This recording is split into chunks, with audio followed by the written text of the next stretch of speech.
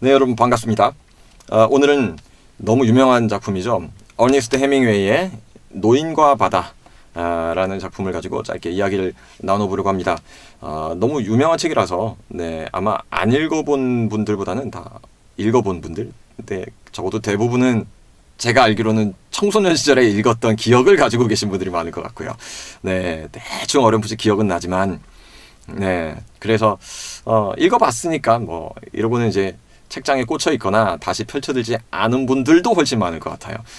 그러나 나이가 들어서 이 중년에 다시 읽으면 이 작품 속에서 정말 많은 것들이 보이기 시작해요.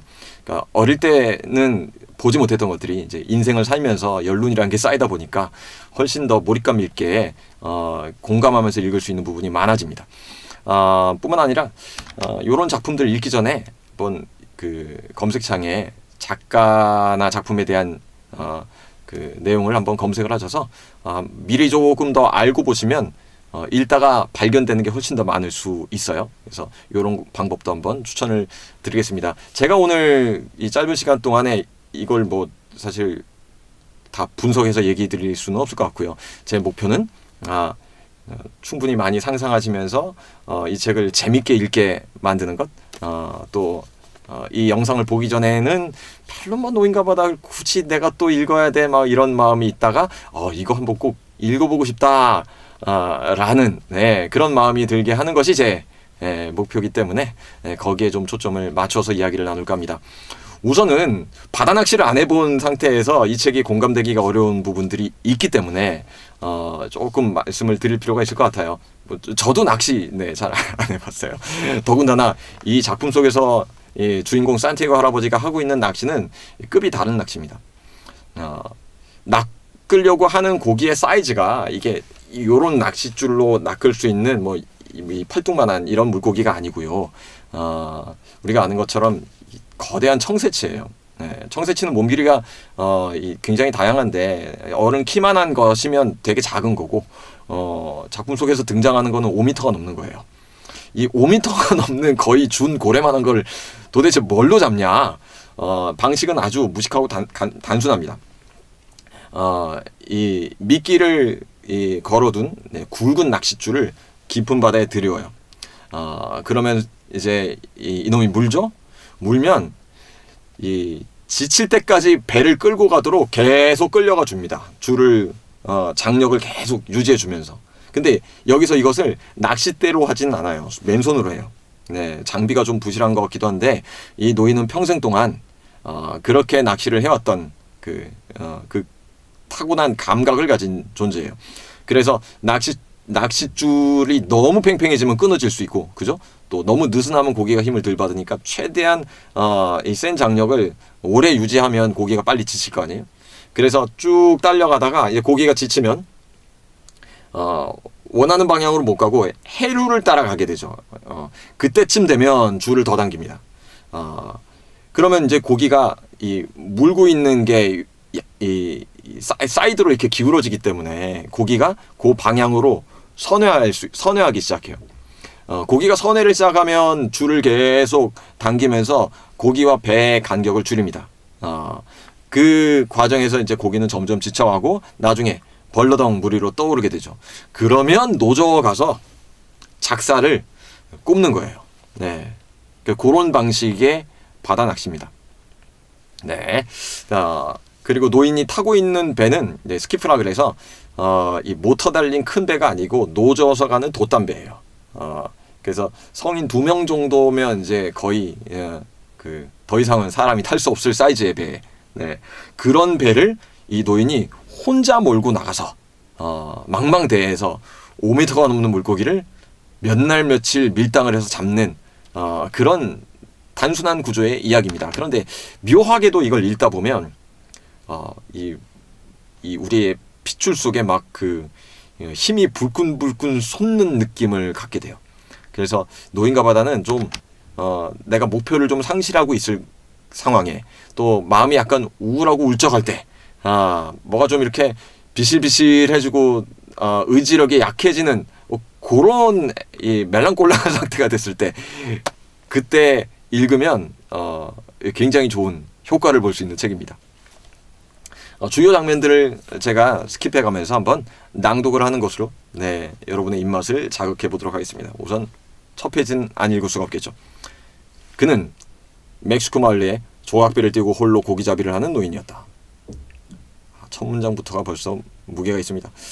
노인은 지난 84일 동안 물고기를 한 마리도 잡지 못했다. 84일 동안 물고기를 못 잡았다는 얘기는 20일째도 못 잡고 와서 21일째 나간 거고, 50일째 못 잡고 51일째 나간 거고, 79일째 못 잡고 80일째 나간 거예요. 요 짧은 문장 속에 그런 의미가 숨어 있습니다. 대단한 노인이에요. 처음 40일 동안은 소년이 함께했다. 그러나 40일 지나도록 물고기 한 마리 못 잡고 보니 소년의 부모는 급기야 노인이 그 불운이 극에 달한 살라오가 된 게 분명하다고 아들에게 말했다. 살라오는 스페인어예요. 망했다 뭐 이런 뜻입니다. 소년은 부모가 시킨 대로 다른 배로 옮겨 탔고, 옮겨 탄 배는 그 첫 주에 어지간히 큰 물고기를 3마리나 잡았다. 날마다 빈 배로 돌아오는 노인을 보는 게 안쓰러워 소년은 늘 마중을 나가 낚싯줄타리나 갈고리 또 작살이며 돛대에 감긴 돛따위를 옮기는 일을 도왔다. 노인의 돛은 밀가루 부대로 덕지덕지 덧댄 데다 둘둘 감긴 모양새가 영락없이 장구한 패배를 상징하는 깃발처럼 보였다. 이 첫 문단의 마지막 문장인데, 영원한 패배를 상징하는 깃발처럼 누덕누덕 기운 깃발 같은 돛을 단 배예요.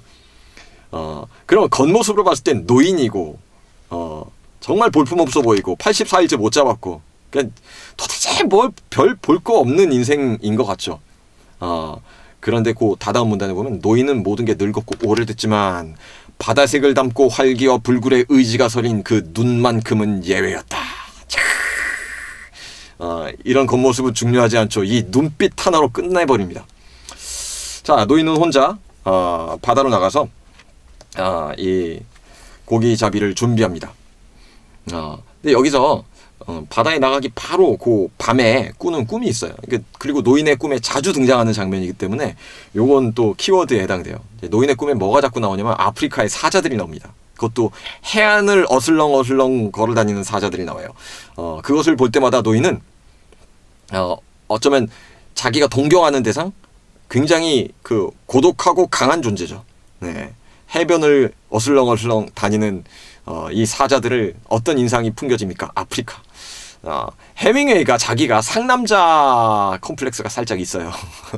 그래서 자기를 그렇게 어떤 남성적 이미지로 과시하고자 하는 그런 시도들을 하다가 실수하는 경험들도 인생에 많이 좀 있고 한데, 재미있는 일화들 많이 있습니다. 이제 그런 건 오늘 이 시간은 제가 생략하고요.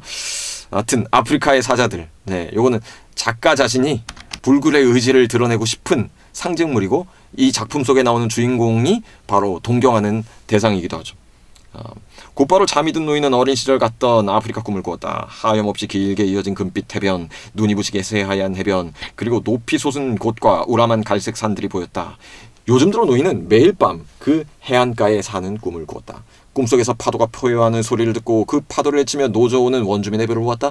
잠을 자면서도 배 갑판에서 타르며 뱃밭 냄새를 맡고, 아침에는 물바람에 실려오는 아프리카 냄새를 맡았다.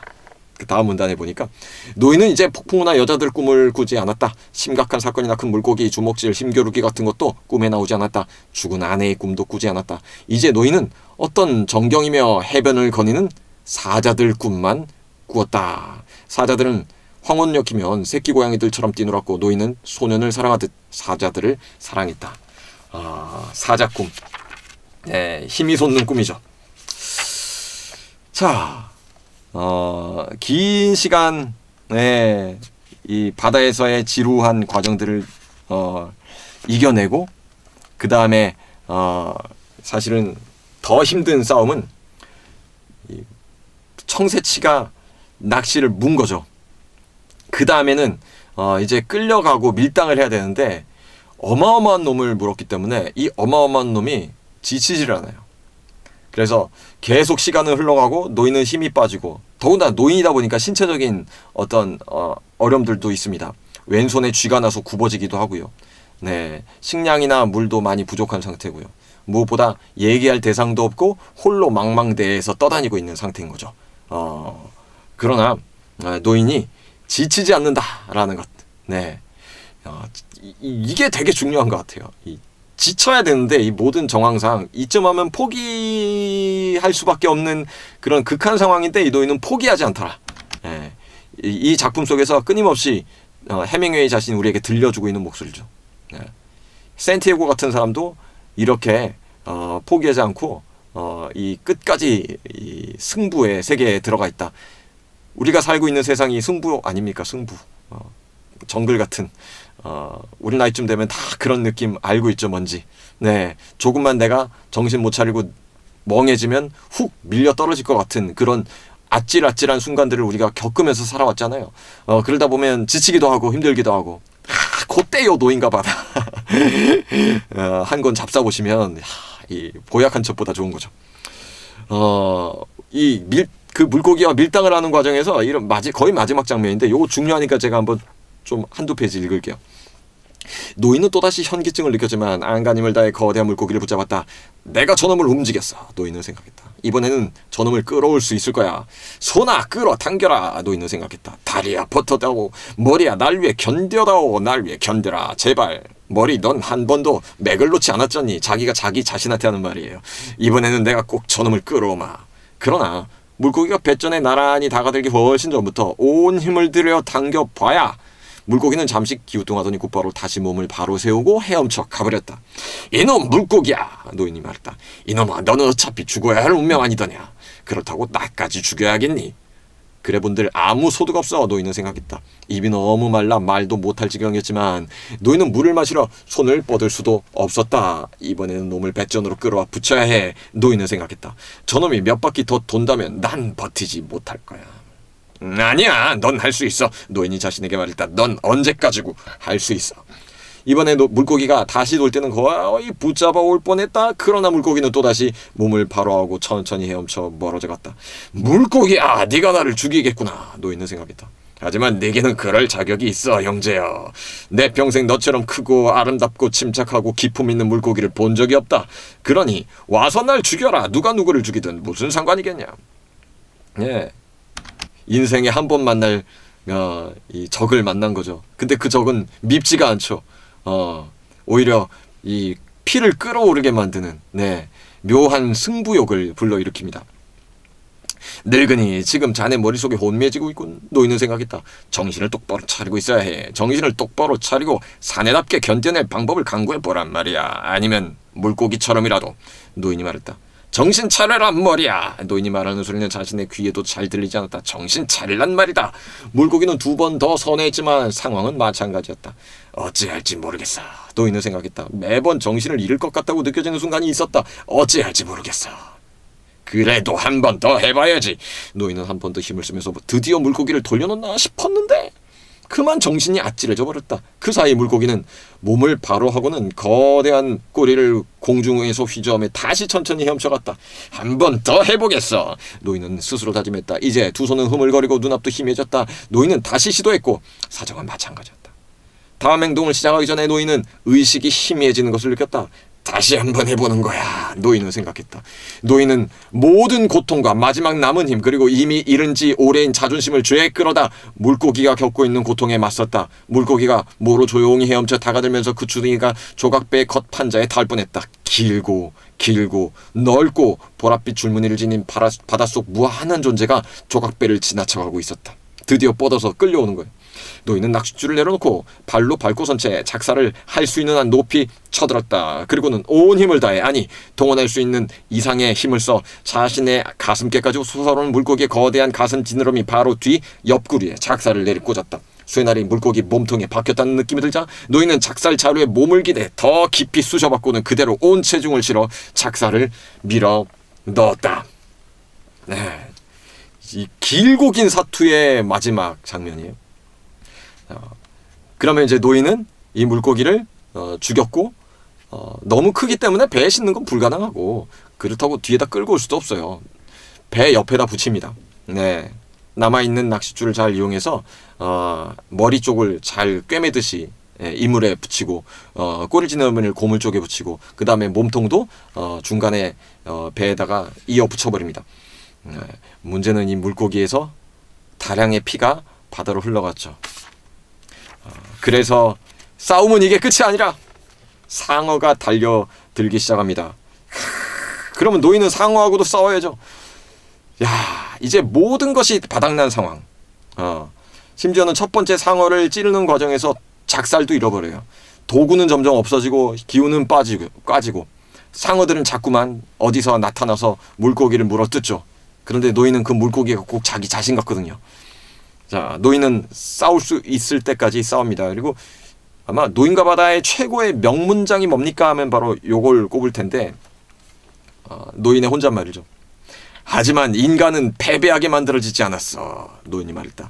인간은 파괴당할 수는 있어도 패배하지 않아. 파괴당한다라는 건 진 건데 저도 진 게 아니야 라고 일으키죠. 마치 우리나라 축구 대표팀이 막 예를 들면 뭐 독일이나 브라질과 붙어서 정말 멋진 경기를 펼치다가 끝내는 뭐 이렇게 이기지 못하고 아쉽게 한두 골 차이로 졌을 때 우리나라 사람들이 그 팀을 욕하지 않을 거예요. 졌지만 이긴 거야 이렇게 말하는 거죠. 약간 그런 정서 비슷한 거예요. 굉장히 멋있는 문장입니다. A man can be destroyed, but not defeated. 인간은 파괴될 수는 있어. 그러나 진 건 아니야. 패배된 건 아니야. 네, 바로 이것이 이 불굴의 의지를 일으켜주는 노인의 가장 그 키워드일 수 있는 거죠. 네. 그러니까 인생을 살다가 결과로는 실패할 수 있을 수 있지만, 그러나 나는 끝까지 내가 최선을 다해 싸웠을 때 그 결과와 상관없이 나는 진 건 아니야. 나는 잘했어. 애썼어. 수고했어. 이 정도면 괜찮아. 라고 할 수 있는 단계까지 의지의 힘을 끌어올릴 수 있는 그런 자극이 되는 책 같습니다. 책의 마지막 장면입니다. 자, 이제 노인은 구사일생으로 물고기를 끌고 왔죠. 하지만 살은 다 없고 뼈만 남았어요. 그리고 노인은 이제 집으로 가서 기절하듯이 뻗어버립니다. 그리고 사람들이 보는 거죠. 실종된 줄 알았던 산티아고가 돌아왔어요.